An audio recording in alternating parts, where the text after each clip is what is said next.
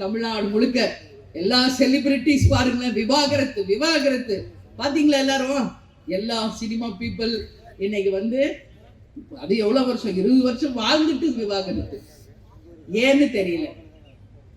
நான் ஒண்ணு மட்டும் சொல்றேன், உண்மையான புரிதல் இருக்கணும் கணவன் மனைவிக்குள்ள.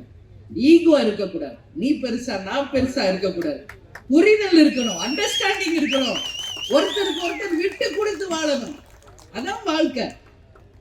நீ இன்னைக்கு இப்படியா நான் அப்படின்னா எப்படி அது குடும்பம் விளங்கும்?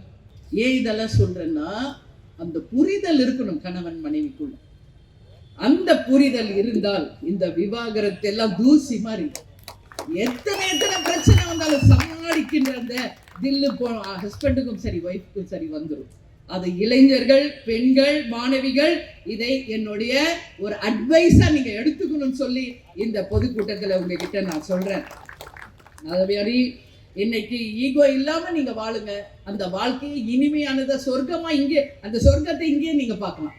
செத்த பிறகுதான் சொர்க்கம் பார்க்கணும்னு இல்லை. அந்த கணவன் மனைவிக்குள்ள அந்த புரிதல் இருந்தால் அந்த சொர்க்கம் இந்த பூமியிலேயே உங்க கண்ணுக்கு தெரியும்.